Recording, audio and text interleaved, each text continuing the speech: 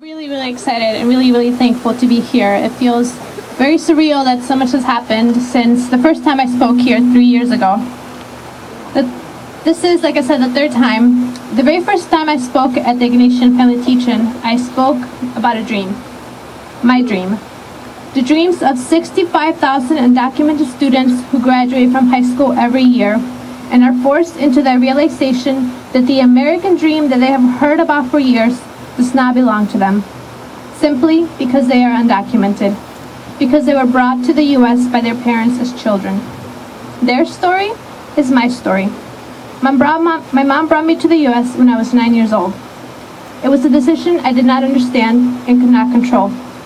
In the U.S., life was better, easier. For the first time in over 3 years, my whole family was together again. We didn't have to worry about moving around all the time or simply just trying to make a buy. Michigan became my new home.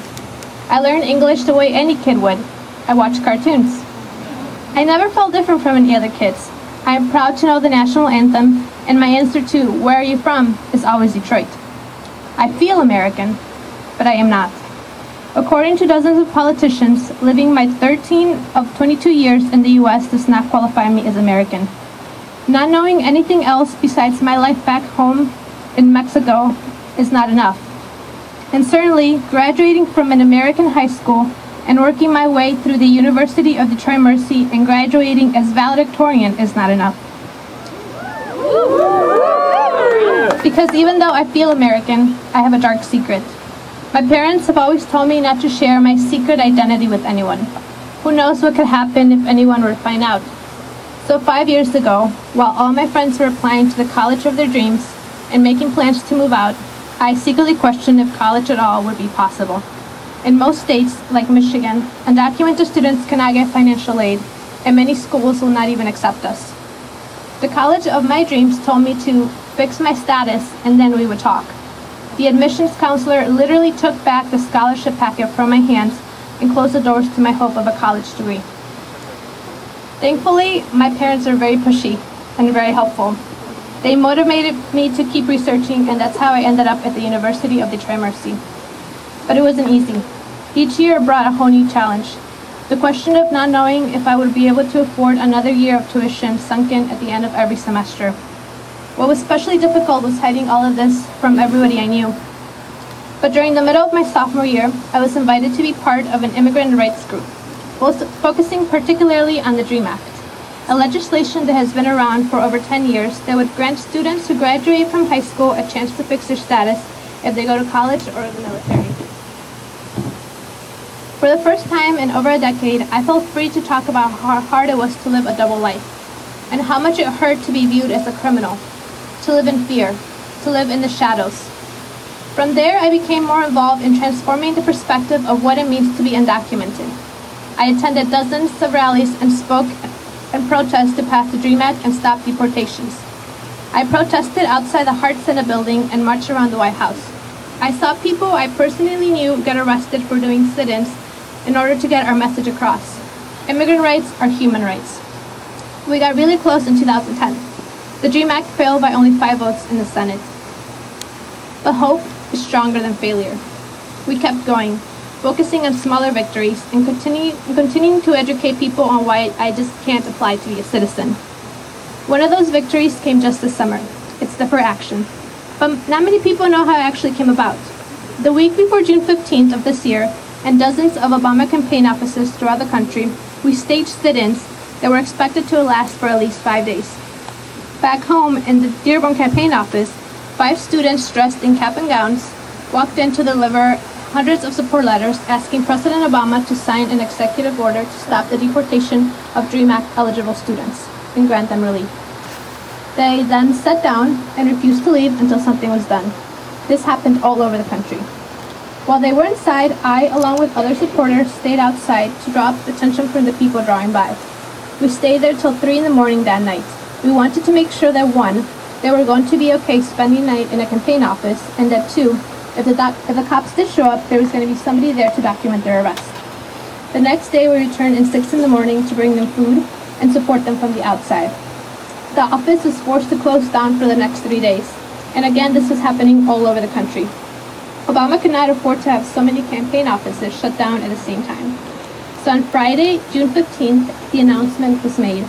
Obama would grant deferred action status to DREAM Act eligible students.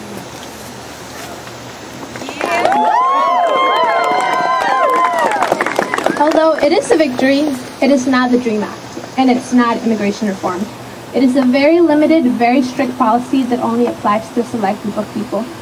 I was lucky enough to qualify, but hundreds of thousands of good, hardworking people do not, simply because they're a year, a week, a day too old.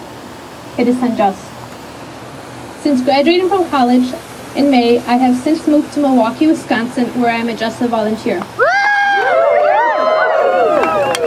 I work for a Legal Services for Immigrants program at Catholic Charities of Milwaukee. I work alongside immigration lawyers to help people apply to fix their status. I hear the most heartbreaking stories of families who are forced to make decisions that most of us are lucky enough to never even consider. It's the perfect placement for me. I can relate to my clients in a way that is beyond empathy. It's solidarity. I know what they're going through. I understand. But for many of my clients, there's just nothing I can do without immigration reform.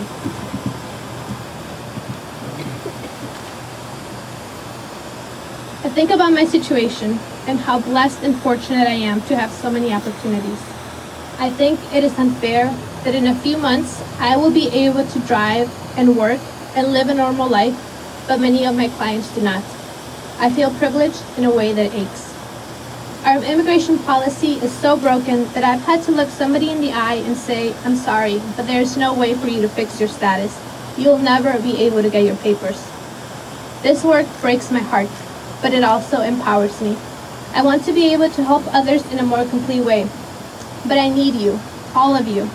We need to advocate for long-lasting, permanent relief for honest, hardworking people who contribute to our society. The Obama administration promised immigration reform within the first year. We need to hold them accountable. One of the main aspects of being a JUSTA volunteer is accountability. If you say you're going to do something, do it, and do it well. Deferred action is great, but it's not enough.